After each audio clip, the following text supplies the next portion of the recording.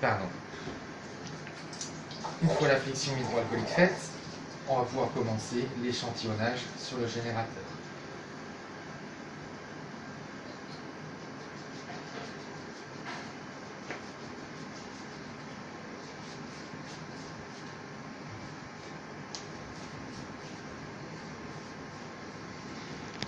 Une fois que la préparation sur le générateur est terminée, ça veut dire que la conductivité est montée. On va aller sur le mode fonction pour pouvoir faire un échantillonnage dans le mode échantillonnage. S'ouvre par défaut en premier l'échantillon de liquide de substitution. Nous, ce qui va nous intéresser, c'est d'aller faire l'échantillon de dialyse.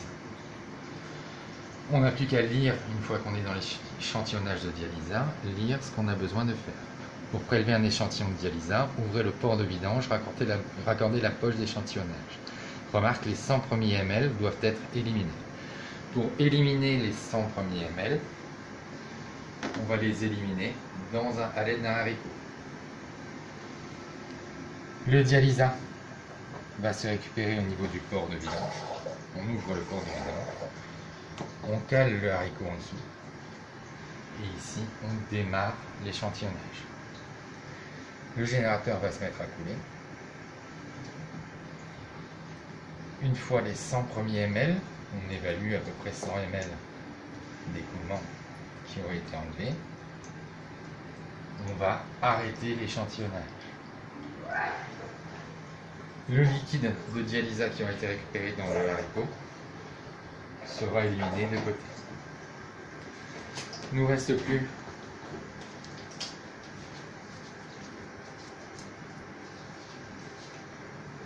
qu'à ouvrir la poche, récupérer notre poche pour pouvoir la brancher sur le port d'échantillonnage.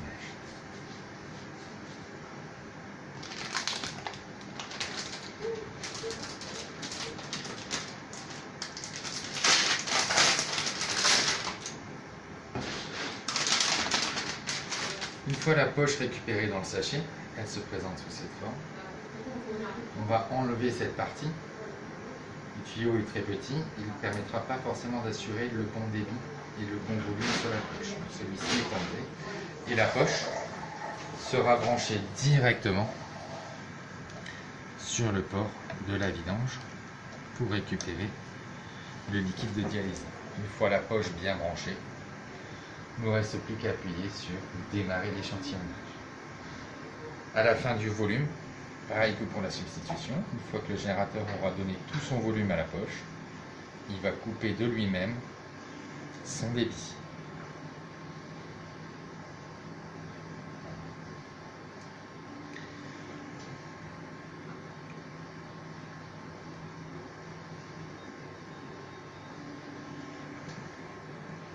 Une fois le volume, donc là 300 ml pour le dialyse atteint,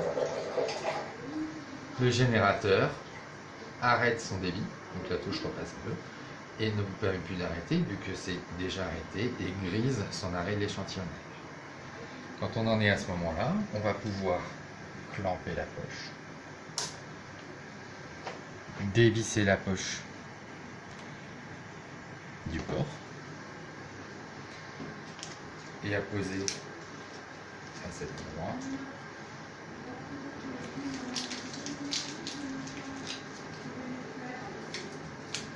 le bouchon pour fermer la poche.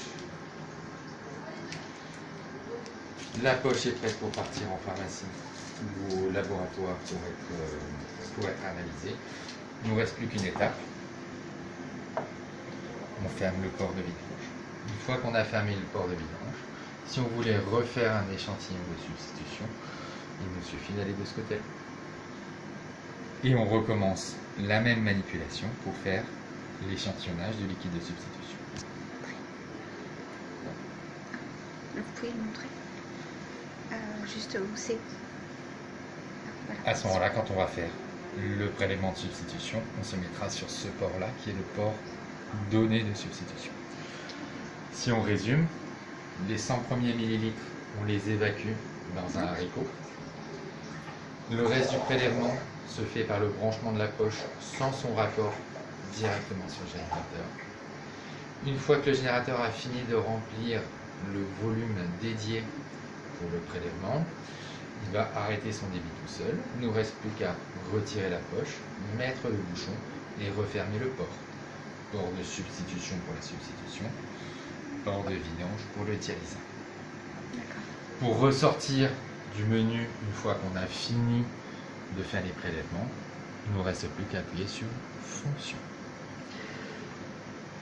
Si le générateur n'avait pas été monté et avait été juste prélevé, on n'a plus qu'à repartir sur le mode nettoyage pour lancer la vidange de la cartouche de bicard et éteindre le générateur. Si c'est avant de brancher un patient, il ne nous restera plus qu'à brancher le port de substitution, brancher la vidange et mettre en route l'amorçage comme on le fait d'habitude.